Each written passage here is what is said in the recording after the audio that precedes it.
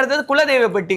நிறைய பேருக்கு குலதெய்வம்னா யாரு, குலதெய்வத்தை நம்ம வீட்டுக்கு தெரியலனா கூட வழிபாடு பண்றதுக்கு இது வந்து கருங்காலிலே பண்ண பெட்டிமா, இல்ல பூஜை பண்ணி மந்திர ஊர் கொடுத்த எந்திரம் வச்சிருக்கோம்.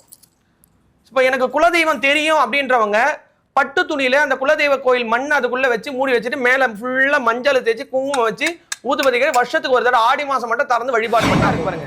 இந்த தேங்காயில வந்து கை நிறைய கல்லுப்போ இல்லைன்னா வந்து பாத்தீங்கன்னா நெல்லோ போட்டு ஒரு எலுமிச்சை பழம் மற்ற விஷயங்கள்ல போட்டு மேல இந்த மூடியை வந்து திருப்பி வச்சு விளக்கேற்றணும். அதுக்கு குலதெய்வத்துக்கான ஆயிலும் இது நம்ம ரெடி பண்ற பொடி.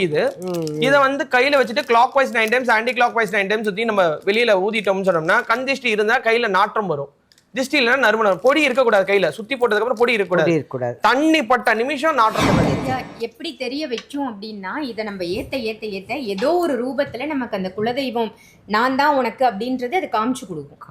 அப்ப பாத்தீங்கன்னா சப்தகன்னி அம்பாளுக்கான மூலிகை தைலம். இது வந்து பாத்தீங்கன்னா ஏறு சிங்கி கலசம் வந்து காப்பு கட்டி முறையா பூஜை பண்ணி தான் எடுப்பாங்க. ஒரு குறிப்பிட்ட ஓரையில குறிப்பிட்ட நாட்டுல தான் எடுப்பாங்க.